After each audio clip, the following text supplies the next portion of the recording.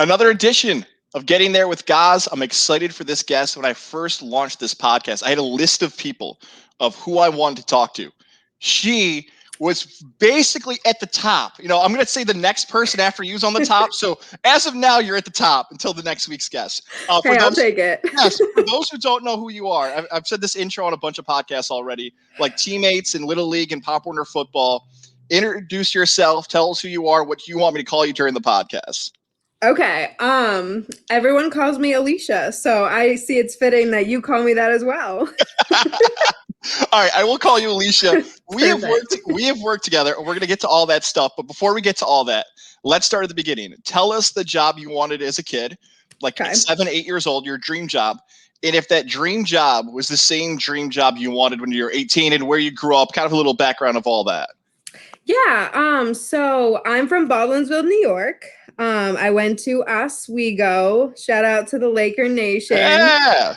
Ace. From a young age, I wanted to be a sports reporter. And that honestly hasn't changed. That's kind of what's motivated me. That's kind of been the driving force. And I wanted to do something I loved. I wanted to wake up every day and not feel like I was going to a job, 9 to 5, a cubicle. And so I got into sports and have been loving it ever since. So you mentioned that you went to Oswego. Why'd you pick Oswego? Were there other colleges considered? Take us through that, because you're from Beeville, Collinsville in central New York. Did you consider going to Syracuse or somewhere else? Yeah, but I was too poor. I was too poor to go to Syracuse. You'd be surprised. That's the real answer. Right. Like you'd be surprised. You know what? You wouldn't be surprised how often people have said that same answer on this podcast. They're like, I can't afford Syracuse. I'm going to go to Oswego route. No doubt. And shout out to Oswego. But really it was cool. The best decision made for me that ever happened. I had to learn the hard way, but it doesn't matter where you go. You could literally go to OCC. You could go to Mohawk Valley Community College. Like, it's all about what you make of it. So I went to Oswego and I've never regretted it. I had a blast and I got to live out my dream, and it got me to where I am today. So I will show all the love, and I will always recommend Oswego over Syracuse. Like, there you go. Yeah. So take us to that freshman year, that first year at Oswego. Are you exposed? Are you on the air? How would you say your performance is on the air? What are you into? Take us to year one with Alicia at Oswego. I mean, year one is I tried to be on TV, but I also showed up to the audition in the clothes that I went out in the night before. So freshman year is I don't know, you can't take anything seriously. So, it took a hot second, but I eventually got on air. I was on TOP, but no, freshman year was just I didn't party in high school. So I kind of got that out of my system freshman year, and I really had fun, and then kind of dedicated my life to WTOP and the rest of my career. So first piece of advice here on this episode of Getting There with Gaz, Alicia said, if you are a first-year student, don't show up to the interview with the clothes you wore the night before partying in Oswego. Amen. Or hungover. Just not a great mix. So you start to straighten yourself out by your sophomore year. That's the term I'll use.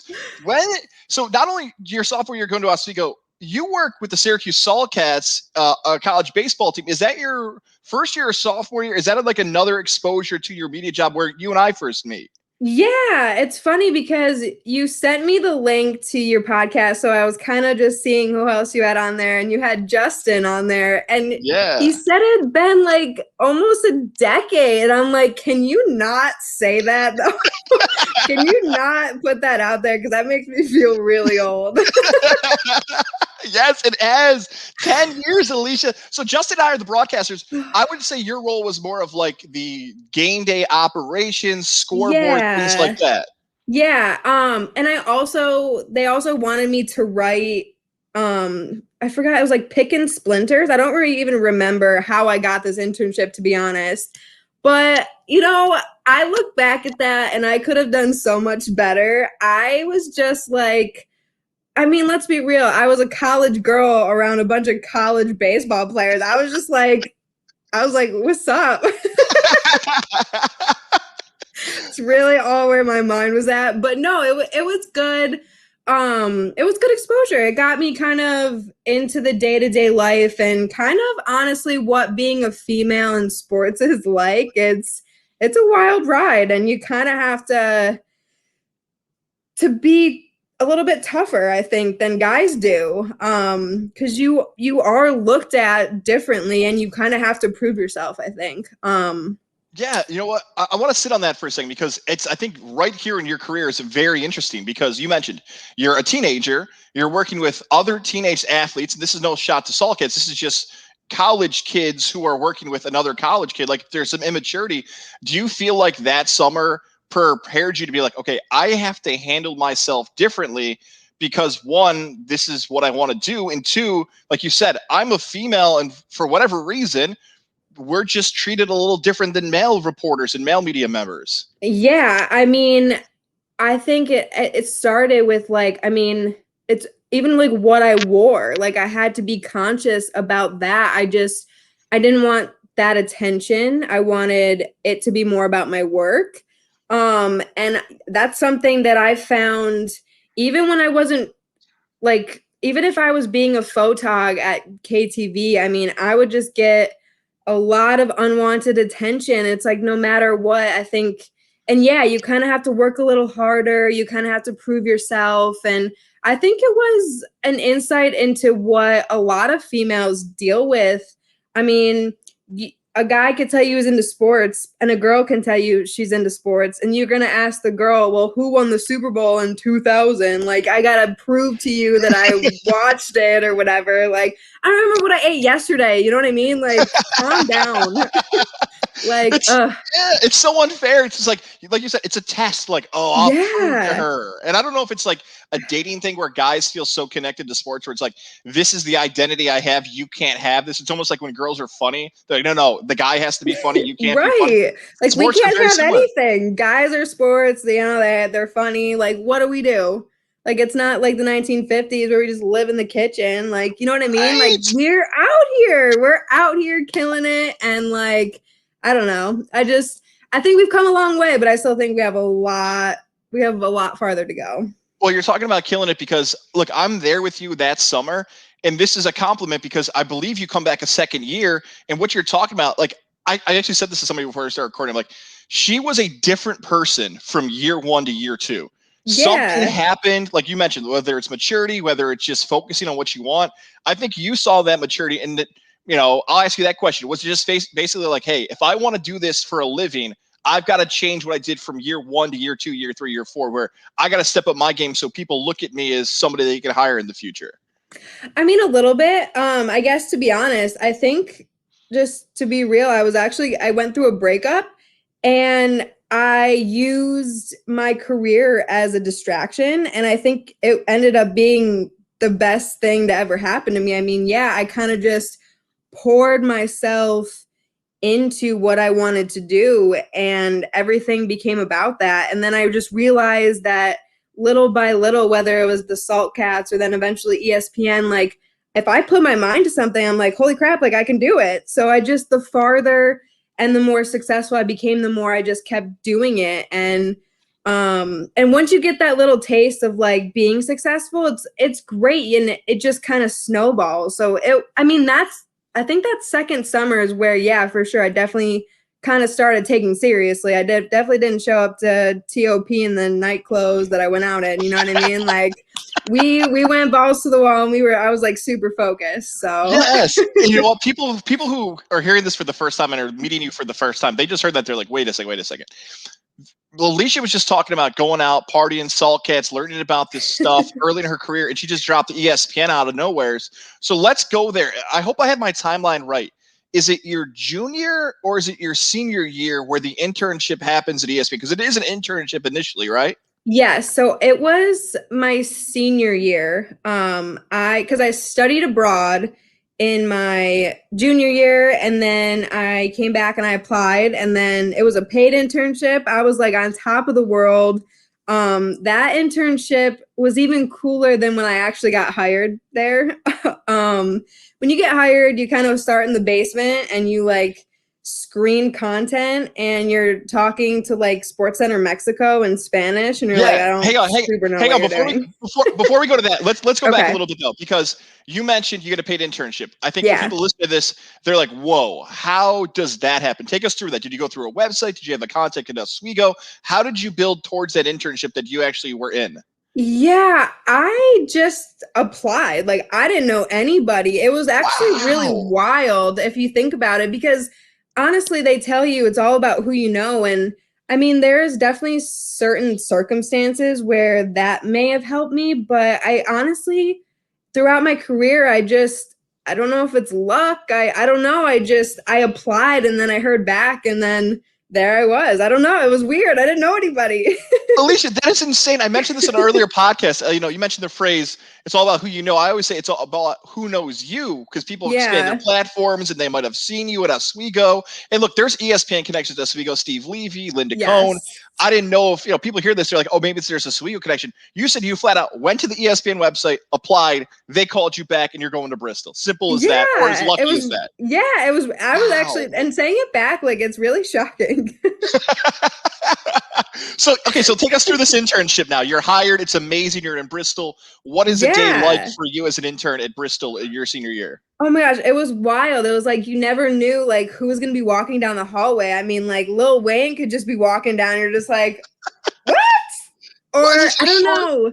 Yeah, or just like, the people that I grew up watching. Like, I was a big First Take fan, and at that point in time, it was Stephen A. and Skip Bayless, and then you had Carrie Champion, all super scary people.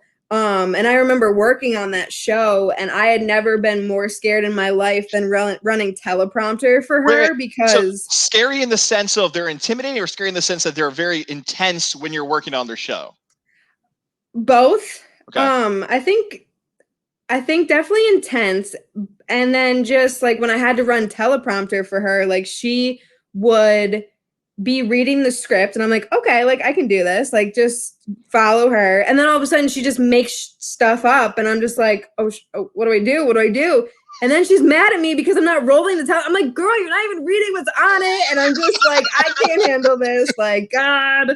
Like, also, I didn't get into this business to be running teleprompter. I'm like, I want to be the one reading the teleprompter. So like this is not where we need to be right now. But by the way, you can swear if you want on this podcast. I will let that I wasn't sure. No, it's okay. I'm trying to keep it PG. I know with these ESPN stories and these emotions in this, you're more than welcome to do it. So you're running prompter in the internship. You're doing that stuff. But you mentioned, so the internship goes for how many months? And then all of a sudden they ask you to stay? No, so it was the fall semester. So it was just one semester. I came back, finished, graduated, and then they just happened to have a production assistant job. So I applied, and then I reached out to people who I had interned with, and I was like, "Hey, I'm applying. I already kind of know what I'm doing."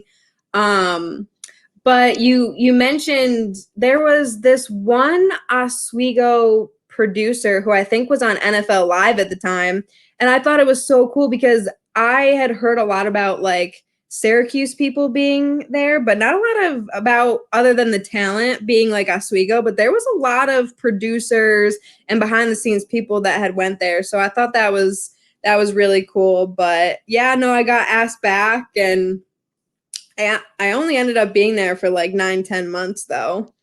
Take us through what a production assistant is. I know what that term is, but somebody listening might have no clue. I know you hinted at it a few minutes ago, but take us through a daily life of what a production assistant is at ESPN. Yeah, when I first started, it's a lot of video editing. So I started in the basement, and it's called content screening. It could be anywhere from, like I said, talking to ESPN Mexico, like SportsCenter Mexico. We would have to put their shows together. Same with like Pardon the Interruption, Around the Horn. We'd have to edit that, or we'd have to edit like, say the Yankees and the Astros played at 7:00. I would have to watch that game and then I'd have to cut it down because baseball games are like 3-4 hours, right. But they would have a replay from 10 to 12. So I had to fit that 4-hour baseball game into a 2-hour window. And so you're making cuts and edits to that game. And then it replays. That's kind of where I started. And then from there, there's a lot of different avenues. A lot of people can go to live production, which is, being at the game and producing that kind of game. A lot of people went to highlights, which you're producing highlights for SportsCenter, watching games, cutting those. I ended up in sports science, which was kind of cool, but kind of like not. They filmed in California. This is hosted by John So Brinkus, right? John Brinkus, where they kind yeah, of do like the yeah. stats of like miles per hour and things like that for those who aren't Yeah, familiar with the that, right? segment itself was cool, but they filmed all of that stuff in California. So I was in Bristol just kind of gathering video for them, and they would produce it and basically edit it, and then that was it. So it wasn't exactly like super exciting for me. And I was the only person on, like everyone else was on like SportsCenter coast to coast, and like I'd be still in like the basement by myself, and I'm like, okay, cool. Oh, so you're there. Like most people would hear the story, they're like, "Oh my God, she's there. She's in Bristol. This is the dream job. This is so many people." Whether you're young broadcasters, and I use that term young in the sense of age, and also starting off in a career, people think Yeah. that's the holy grail. You're at ESPN, but and I don't want to put words in your mouth. I'll let you describe it. It seems like you're disappointed, frustrated, or just not where you want to be for the future of your career. Yeah, it was different than when I interned because I got to work on my dream shows. I'm like, how does someone who interns get to do more than what I did? I thought was weird. Right. And then just the sports science thing was just it wasn't the direction. I mean, my dream had always been to be on air. Um, and I guess it took me a little while to realize that working at ESPN wasn't the right avenue to do that.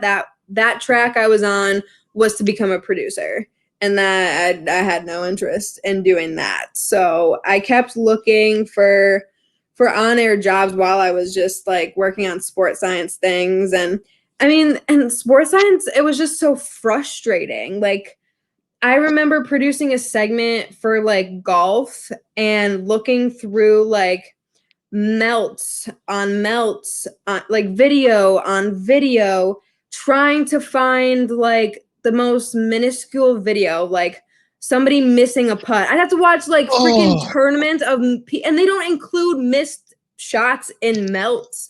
I don't know. It was just like, I'm like, that I think was like my moment of like, what am I doing here? First of all, golf doesn't do anything for me. And I'm like, I can't do this anymore. So can you explain what a melt is real quick? Somebody was like, try eating this during lunch. What is a melt for those I people know, that I'm don't know? sorry. That's why I said video. It's just like a clean video of like all they basically put all the highlights together into one video, and it's usually without any like score bug or anything like that. So it's just clean raw footage that we can use for other video purposes. Yeah, so there's other fields like radio and newspaper, and maybe not so much maybe television, where you might see a producer in radio work his way up to be a host one day. You might have a newspaper person who's an intern who's doing science stories work his way up to an old school term would be like a columnist or a reporter, a beat writer. Yeah. ESPN Bristol, like you said, that doesn't happen. If you're a behind the scenes person, it's not like one day they're going to say, "Hey, Stephen A. Smith's off today. We're going to have our most veteran producer step in." You knew that initially. Exactly. So you're from upstate New York. Yep. You do see an opening.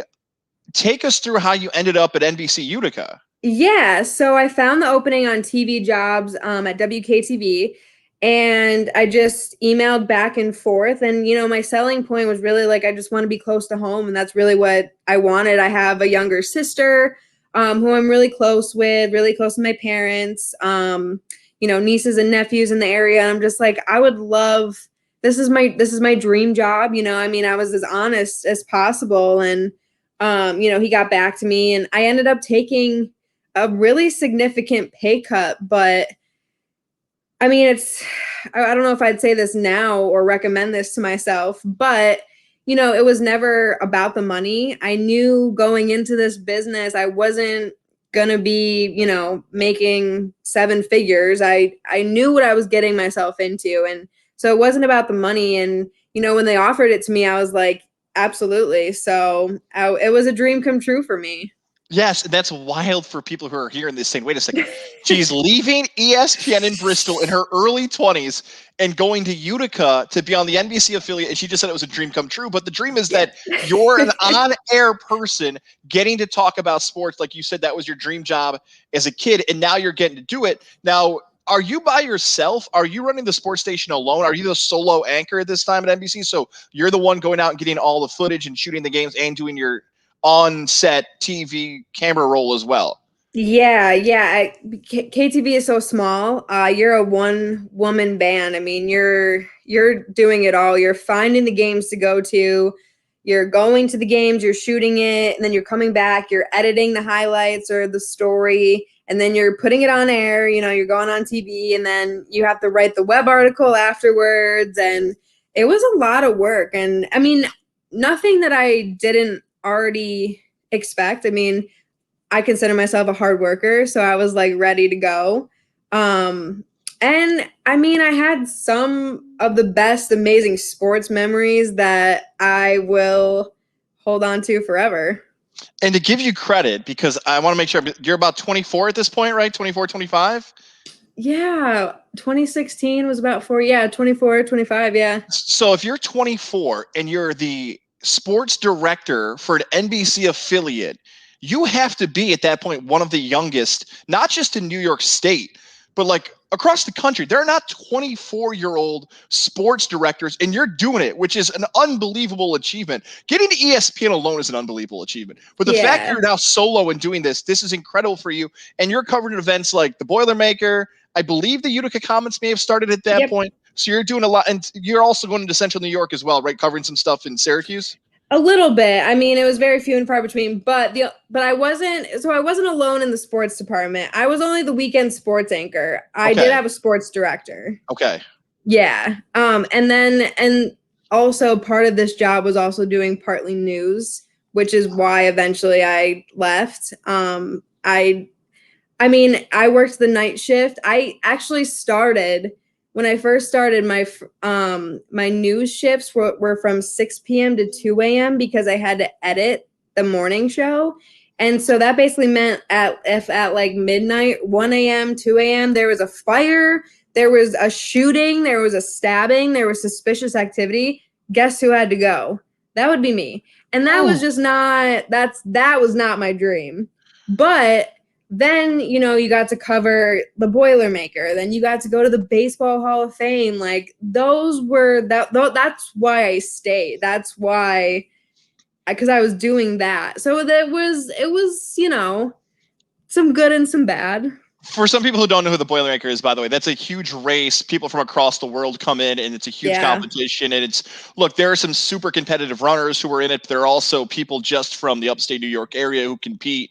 And it's a huge deal in that Utica area where people come, and it's an all-day thing. Like, people are there. It's massive in the summer. Yeah. It's really cool. I just remember my first, and let me tell you, it's a long ass day. So I'm still tired from it. But so if you think we'd have to have like roll call or whatever at like 4 a.m. So I'd have to get up. But like as a female, it takes me a hot second to look like a person, right? So I just like do my face, look like a person, fine. Then we meet up with, who our photographer is. And then you kind of have to stand there and make sure everything's working, make sure your microphone's working, your IFB is working, the camera's working, yada, yada, yada. And I don't even know what time this race starts, 6, 7, maybe. And then it maybe ends at like 1 p.m., 2 p.m. And then I had to go anchor sports that night, which means at 6 p.m. and at midnight or 11, at 11, I had to anchor. So, I mean, I'm talking like all day. It was very brutal. So 4 a.m. to 11 p.m. And by the way, I've, in a non-media setting, gone to the Boilermaker as a fan. My dad ran in, my sister, my friends. It is, at times, I don't know if your media setup was different, hot and sweaty. And a lot of people are enjoying Saranac beer. So they're all like, brutal. It is, there you go. It's brutal. Yeah. It's a fun event to cover because people are having a great time, but some elements of it can be rough to navigate is the best way. Oh, yeah, because it's in July. It's literally like, dead of summer. you're like having a heat stroke, but you're also trying to be on air at the same time. But I mean, my adrenaline, especially my first one, my adrenaline was just like pumping the entire time. I was so excited. And I kind of had like a couple people planned to interview, which was really nice. So like one of our photographers always came back and ran it, or like our meteorologist would run it and they'd stop and interview. So like it was nice, but it was also like really hard to describe people running, especially after like 4 minutes. You're like, oh, this guy is still running. Still great. Keep up the good work. You're doing great. Yeah. But I mean, there's some cool aspects. Like you have the whole wheelchair race, which blows my mind. Love the guys, and you kind of get to know them, which is really cool, and they're all amazing. Then you have like people who like dress in costume. I mean, you have dinosaur, and I love it. And it's just, people bring a lot of personality to it. And then the after party is just lit because, yeah, everyone's drinking and have a good time. And so, yeah, it's an experience. And so I was really looking forward to running my first one because I didn't have to cover it last year. And then, Corona was like, nah. So I'm like, yeah. Okay. So you give me a nice tease there for you because someone just heard that. They're like, wait a second, she doesn't work at Utica anymore. So you mentioned that you were a little frustrated covering news because you want to be a sports anchor. You want to do that. Take us through what happens here over the course of your career now towards the end of your tenure at NBC Utica. Is it the news that you're being forced more into? Are you seeing another opportunity you want to pursue? What happens towards the end of your time there? Yeah, I mean, the news was always really frustrating, but it was also, there was no place for me to go, like, to become the sports director, I guess. Spencer Davidson, who is the sports director there, I mean, he's from the area. He wasn't going anywhere, so there was no place for me to go. And I loved being close to home, like I said, so it just happened that the Utica Comets were looking for an in-game host, and I'm like, well, this is as close I'm going to get to a sideline reporter as I can think of, and I don't have to move. Like, it just kind of worked out perfectly. I mean, and the tough part about that is I didn't want to necessarily ruin a relationship with KTV because they were so close to the Comets, and it wasn't like a bad breakup, which was really nice. It was more of like when I found out I was offered the job, I had to kind of please both sides. So for the month of September, because it was high school football with KTV, and a month before the season started for the Comets, I had to work both. So I was working Monday, Tuesday, Wednesday at the Comets, and then Thursday through Sunday with KTV. So wow. I didn't have any days off in the month of September, and I had to miss the preseason game for the Comets because I had to work at KTV just until they found somebody, or like until, because I mean, high school football is so big in such small markets. So I had to that was the one sacrifice I had to make in order to leave, but it was worth it. So yeah. So the Utica Comets, it's still a fairly new franchise. I think still less than 10 years they're around. They're the AHL affiliate of still the Vancouver Canucks. Vancouver. I know. Okay, still Vancouver, right? So the Utica Comets. Did you interview with Rob Esch, who was the owner who used to play for the Flyers, or somebody else? Yes. So the first interview was with the VP of Marketing and VP of Communications, and then it was with Is that Rob. Kelly? Is that Kelly Esch? Is that his wife? No, she does not work with. But it's his fiance, Cecily. Okay. She's the VP of Marketing. Gotcha. Okay, because I just bring up Kelly Esch because I worked with her when I sold for the Utica Comets. That's a little fun fact that the first gear that was ever sold for the Comets inaugural season was from where I worked. So it's a weird connection there with the Comets. So okay, you interview, you get the job. You're now the on-ice host, the arena host. Are you doing anything else behind the scenes? Are you doing media relations? Are you just on the ice? What's the daily task for you there? Yeah, so it was digital content producer / in-game host. So I mean, I got to do again what I love to do, which is storytelling.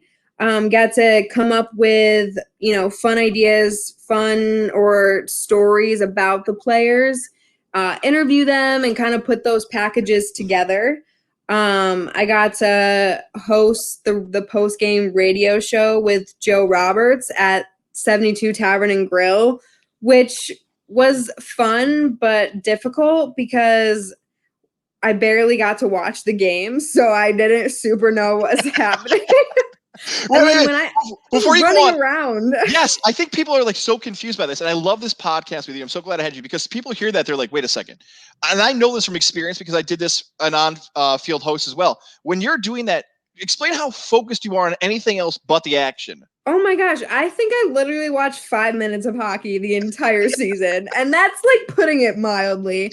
I mean, so every timeout they had, so we had 3 breaks, I believe, in a period, which were TV timeouts for AHL TV.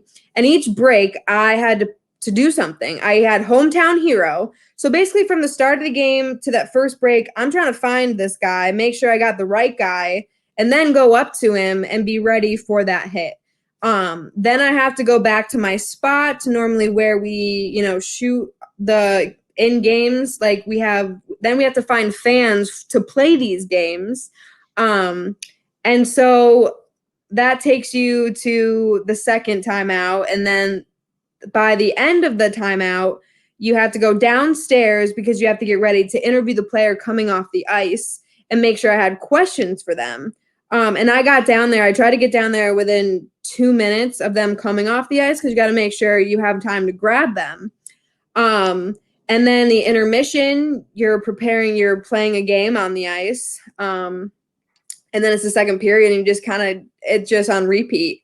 And then by the time I'm just like, what is happening? I mean, it's wild, but yeah, I barely get to watch the game, but honestly, I had so much fun. Probably the most fun I've ever had.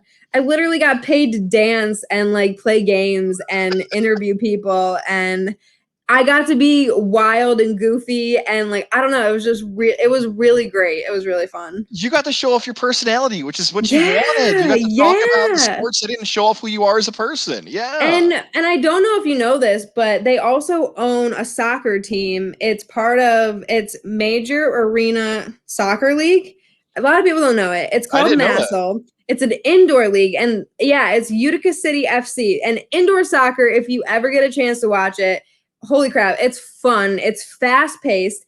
And so, yeah, they own a team. So when I tell you that we would have like Comets games Wednesday, Friday, Saturday night, and then Sunday we would have a soccer game.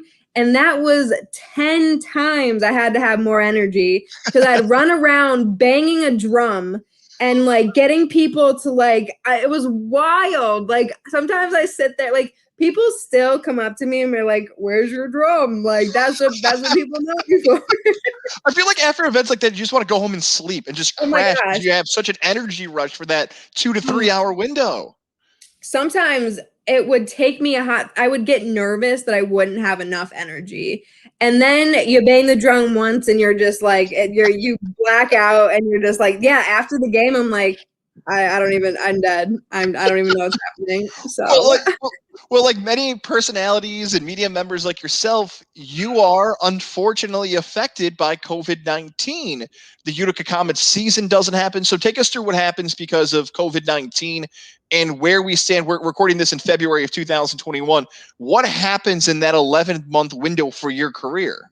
Yeah, I mean, it was weird. It was really weird because we had a game that Wednesday, March 11th. I can't remember the date. March 11th. Okay, so and we kind of get the sense that something's off, but we're the media. So sometimes after the game, depending on this guy and I would go back and forth about who would shoot the post-game press conference, on the camera. And I was doing it that night.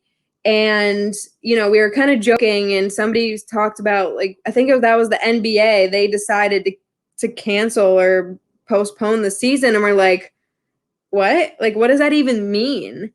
And that was the first sense. And then it hit us the next day. And then because we were supposed to have the game on Friday. And I mean, we didn't even know if we were having jobs then. You know what I mean? Like that's how quickly from Wednesday we're, feeling great. And then Friday we're like, what are sports? Like, are we still a thing? Right. And, I didn't know what to expect, to be honest. But I mean, Rob did a great job. He, made it his mission to keep us all. So despite not really having anything to do, we kind of went to more the restaurant side, but that was also struggling because Rob owns Babes at Harbor Point. These are all in Utica. He just opened up an ice cream barbecue spot. It's called Cookies, and then him and his mom kind of run Aquavino. So, they were on the struggle bus too. I mean, because restaurants were, can people eat? What's happening? But a lot of us helped out in those restaurants for takeout. And that eventually led to me starting to serve at Aquavino, and I loved it. Like, that's my part-time job now. So, but yeah, it kind of made me think a little bit about it made me scared, I guess. Like, what if this happens again? I just, there was no job security. There was no, future. It was all a question mark. And so I started to apply to jobs outside of sports. And the day I got furloughed by the Comets, I got hired by the Community Foundation of Herkimer and Oneida counties. And, throughout my time in sports, I hate to say this, but even it was mostly at KTV, like, I sacrificed a lot. I gave up Christmases, holidays with my family. I didn't have a life outside of it. My mental health wasn't really a priority because, single, I'm young, I can do this.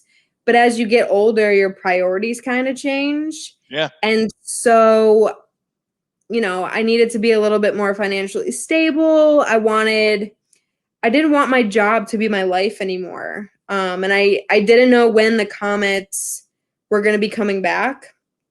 And the people that made my time with the Comets so fun were also no longer there. So it just seemed like the best possible scenario to be like, to really look into the mirror and be like, what are we doing? Like, what do we want to do? And it was a little bit, it was difficult, I'm not going to lie, but looking back on it and where I am now, like, I think everything happens for a reason, and I'm happy I get to now go back, and I mean, the Comets are on my TV right now. You know what I mean? Like, yeah. I get to watch as a fan, and I get Sundays, like, I can't remember the last time I got to, like, veg out and just watch just football all day. And, like, I miss that. And I don't know, like, it's dumb, but little things like that just make me happy. So that's. I've got 5 more questions for you. We close every podcast with 5 questions, and you've already given me this. And I know you just talked about all the things happen, and I feel like the wound is still fresh is the best way I'm going to describe this, where you've had such a great career in sports. You've had such a unique career in sports, and that's why I couldn't wait to talk to you. So yeah. I'm going to lead off with these 5 questions, and I know you just talked about it, and I'm probably going to pressure you a little bit, and that's okay. God. Will you one day come back to sports? Because, Alicia, you are so good at this. And I'm not just saying this because I worked with you at the Saltcats. Like, I know you're good at this. I know you just talked about how you want to have more stability, and the wound is fresh, but are you completely closing the door on any sports job in the future? Like, if someone called you after this podcast, are you going to hang up on them and say, I hate Nas, and then just never talk to me again? It would have to be, if somebody called today, I probably would say no. Mostly because I really like the work I'm doing at the Community Foundation. I'm putting together, not to get too much into it, but I'm putting together this, series of videos on equity, racial injustice in Utica. And I think this country has such a big problem. And I think talking about it is great. And video, is my language. And so I feel like I'm making a difference in the world. I thought I was really fucking great at sports too, but a lot of people didn't seem to think that, in terms of I've never got offered any other TV spots or anything like that. So, you know, it was a knock on my confidence there. So, I mean, I wouldn't say never, but right now, I think the door is closed. Don't think it's because of ability, because we are going through a weird time when we're taping in February 2021. So you are very much in the majority of people, not in the minority of people that are talented media people who are not getting offers or opportunities. So this is, again, one of the reasons I launched this platform, because there are many Alicias who want to continue to keep their name out there. So next time I'll probably keep texting you and bothering you, and then you can block my number and say, stop it, guys. We talked about your time at ESPN, and we talked about some of the things. Do you have a favorite ESPN story, like whether it's a bump in with a celebrity or maybe a behind the scenes story of someone you loved working with who was an on-air person we're very familiar with, that you're like, you wouldn't realize this person's a great person to work with? I mean, it's gonna sound simple, but I just remember me and my friend were walking down the hallway, just having a casual conversation, and Jay Williams just just butted in, talking about like something like, I like pancakes, and we were talking about breakfast, and he just got like so casually, and like to him, like he's your coworker, but like to me, I'm just like, are you talking to us? Like, I don't know. It was stuff like that where it was hard for me to realize that like guys like Jay Williams or, you know, Stephen A. Smith, like they were technically my coworkers and not like guys that I like idolized. So It's insane. We talked about your time with the Utica Comets. Can you actually skate? Like, if we put skates on you right now and you try to like do something on the ice, could you have that type of skill set working in hockey for when you did? no, but let me tell you what skill set I do have is wearing high heels on ice, and I think that takes way more skill than skating. So never fell once and had to wear heels pretty much every game, and I had to walk out on that ice, and I never fell. So I think they should sign me to a contract. It's fine. I think so too. That's a skill that no one else has. I think every person I talked to at least mentioned that once, that they were very impressed with my high, because I didn't even wear heels at KTV. This was my first time really wearing them. I had to buy them, and I didn't die. So I think that's yes, put that as an Olympic sport. Gold medalist right there. 100%. Definitely going on the resume. Two more here for you. Now, usually I close with the same question for everybody, but because you're so unique and different, I'm kind of adding part one and part two, because you are a woman in sports. And I'm sure this is a very annoying question, because this is the only form of sports you know. Like, it's like, I wasn't a guy working in sports, and then 5 years later, like, so what is the best advice for women trying to enter the sports field? Just know that you belong. Don't get discouraged. Because it's going to be harder, and follow and support other women, lift each other up. I see on Twitter all the time. There's actually a lot of people that I don't even know, but social media has brought together women because we all go through the same thing. You're not alone, and don't ever be afraid to reach out. And also don't get discouraged if nobody answers you back, because we're all super busy, but just know that for the most part, all women in sports want other women to succeed. And that's all we want. And if you just keep your mind to it, you will. And being a woman in sports is so badass. Like, fuck being a man in sports. Women's where it's at. I don't know if that helps. My next question is best advice for anybody to get where you are, whether it be a male or a female. Guys, you can take that first advice and just act like there was something wrong with your headphones when you listen to this. But the best advice for anybody to get where you are right now, your best advice you've learned through your career. Work hard. I mean, we kind of go back to it's all about who you know, but don't be afraid to, if you don't know someone, reach out. You're not bothering them. 9 times out of 10, they're just super busy. I've had people, unfortunately, that, you know, just during a time in my life where I couldn't reach back to them, but I hope that someday that somebody answers them. Just keep trying. Don't get discouraged. It's really, really hard to not after rejection, but if you believe in yourself, you'll get to where you want to go. So just, yeah. That's I good. think No, that's great advice. That's very good advice. Two more things. Shout out your Twitter handle or social media. So if people have those questions, they want to bounce ideas off of you, if they want more advice, where can people follow you now? Yeah, so it's at Alicia Daddario, just how it's spelled down there, all one word, on Twitter. Facebook, I don't update as much, so I would just say Twitter is the best place. Did I miss anything? Because you and I worked together for so long. I feel like I've covered everything you want to talk about. I sometimes close with, did I miss a story? If I didn't, we're good. But tell me, did I miss anything? Is there a story you want to share that I didn't ask you about? No, I mean, I loved the trip down memory lane to the Salt Cats. That definitely brought me back. And it's weird because I still like follow some of them, and it just blows my mind just like how they're doing. And some of them are married and have children, and I'm just like, this is so weird, but I love it for them.